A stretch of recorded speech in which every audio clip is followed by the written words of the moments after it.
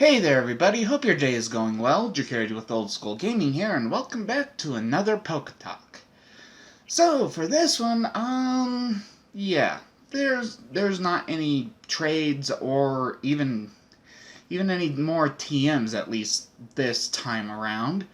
Well, apart from the in-game trade for Red and Blue getting far-fetched. But speaking of that trade, as I'm sure you noticed, the Spearows that I traded off were level 22. And that's because of the learn set of Farfetch'd.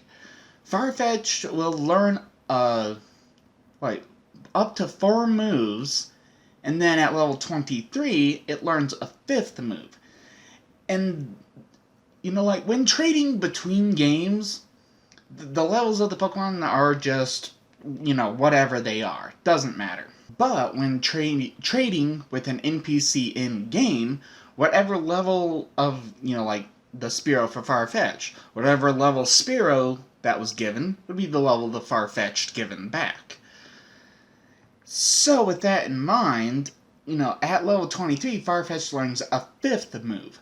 But then, when it's traded, it completely forgets the first move, and everything just goes up 1.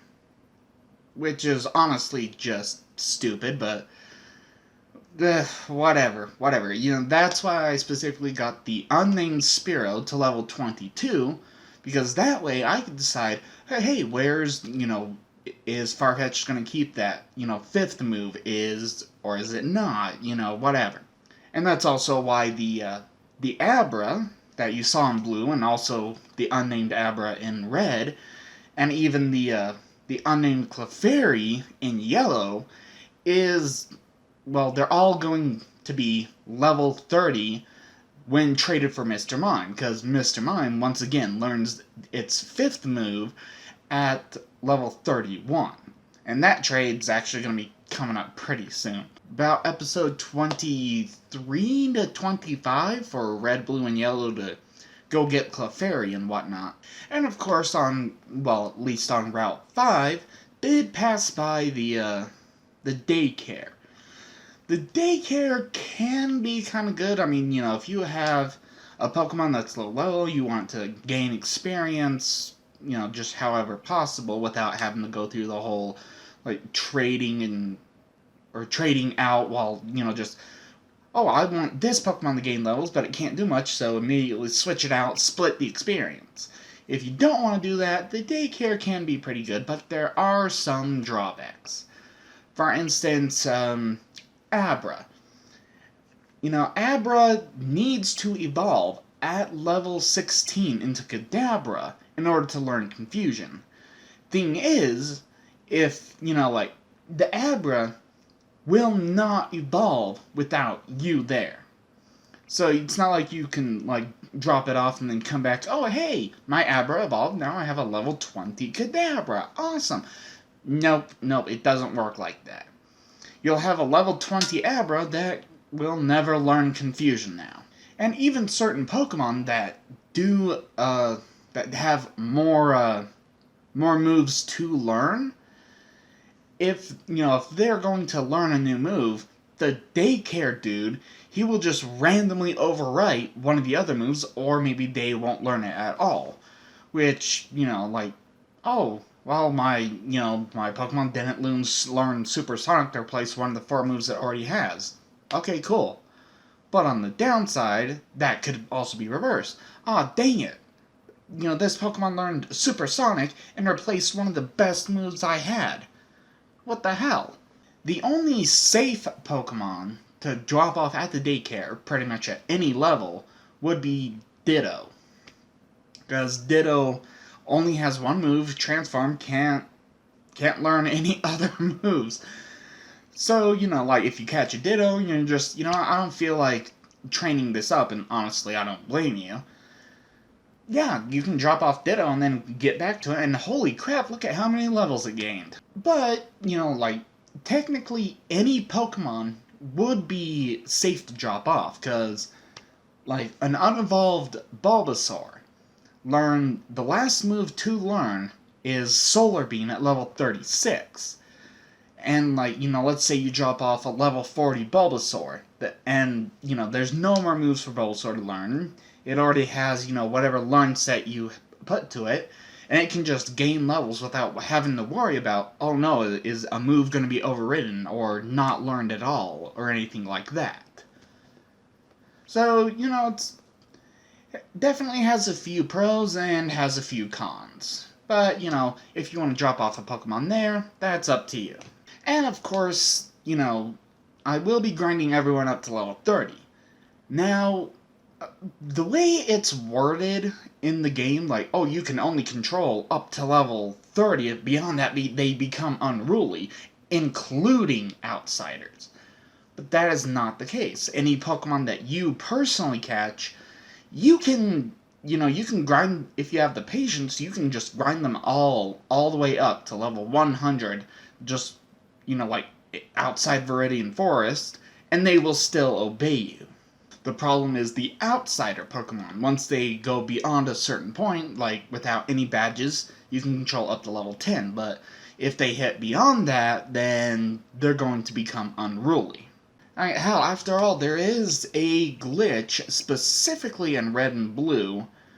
I think it's either you have to choose Charmander, or you have to choose Bulbasaur, so that way the rival picks Charmander. And it has something to do with burning and losing the rival battle up in routes, 23, 22?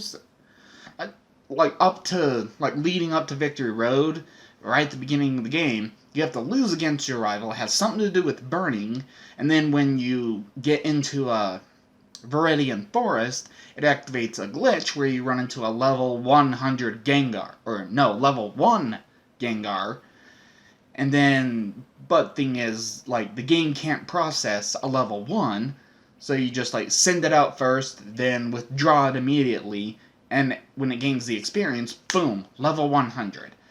Thing is, you can still control that Gengar even without any badges, because you caught it. With getting up to level 30, any traded Pokemon, like when going through the rotations, they will have to be skipped again at least until I get the Rainbow Badge. But even then, they're not gonna be on the teams for too long at that point either. I'll be getting to that in a bit, or actually in a long while. It's gonna be a while before that PokeTalk comes along. Now, I know I said with the first PokeTalk that once I left Cerulean City, repeats should stop, but they're probably gonna come up again just because of, with the first PokeTalk, I did not take into account just how many Pokemon would be traded, especially between the games. I didn't take that into account. Yeah, and I do believe that is all there is to talk about, at least in regards to how far I've progressed so far. So, let's just pick 3 Pokemon. Why not Jigglypuff? Ooh, Mankey. Mankey's been, mainly on Yellow's team, but Mankey's been kind of in the rotation for quite a while now, and, let's go with the Zubat, why not? So, Jigglypuff. Definitely a slow Pokemon. Not one of the best. Although, when it comes to the amount of hit points, in all 3 versions, once, Jigglypuff and Mew even are at the same level, Mew is second in hit points to Jigglypuff. I'm not sure exactly how that works, but more hit points is more hit points. I can't really complain. Not really a super spectacular Pokemon, but it doesn't actually evolve on its own. Needs a Moonstone to evolve into Wigglytuff. And, yeah, decent boost in stats, but nothing really to, write home about. And probably, if, once again, just if you're building a dream team, Jigglypuff, Wigglytuff, probably not near the top. More, not quite near the bottom, but more to the middle of the bottom, if that makes sense. Then we have Mankey. You know, when I grew up, like I said before, and probably gonna say many times again, but, you know, like, when I grew up playing just Yellow, Mankey was actually one of my favorite Pokemon, because, you know, it learned all these fantastic moves, like Low Kick, really early on. And while that's not the case in Red and Blue, and actually it's, no, it's catchable in Blue, but exclusively not catchable in Red. But, you know, everyone definitely has a Mankey. And, yeah, it definitely gets a decent balance. It's not really, top tier in, attack, defense, speed, or special. But, definitely worth it. And hell, even when it, evolves into a Primeape over here, gets, pretty much stays a well-rounded Pokemon all throughout.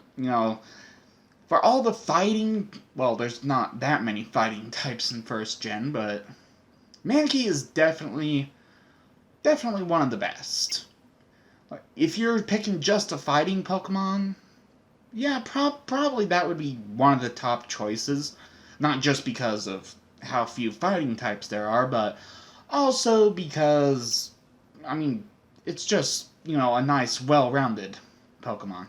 And then finally, we have Zubat. Oh boy. Yeah, Zubat, gets the poison curse of First Gen, just, super susceptible to everything. But fortunately, also being a flying type, immune to any ground type attacks, like Dig. And starting out, Zubat is definitely one of the worst Pokemon. It takes quite a bit of patience to get Zubat up to level, but, the first move it knows is Leech Life, which is not really a very great move. Then it learns Supersonic. That's actually significantly worse, because it only has a 55% accuracy. And then, finally, the third move it learns is Bite, and that is definitely where Zubat becomes a great contender, because, Bite is definitely one of the most powerful attacks. It does evolve into Golbat fairly early on, but, I would think, because of the poison curse from First Gen, Zubat's definitely not a fantastic choice. Although, with that Leech Life, the very first move, given that it's a bug attack, it can actually stand its ground against, psychic types. Just, take a huge hit, but then make a huge hit with Leech Life. And of course that's dependent on levels. Plus, Zubat being a flying type, is almost guaranteed to be faster, so it's kind of a balance. It's like, yeah, it's a poison curse, but it's pretty fast, so yeah. Right, so that is going to be it for this PokeTalk. Not much happened on Routes 5 and 6, so there's not really too much to talk about. So, thank you all so much for watching this video. Don't forget to smash that like button, subscribe if you haven't, hit the bell so you can always be notified whenever I may upload another video. And of course, have fun.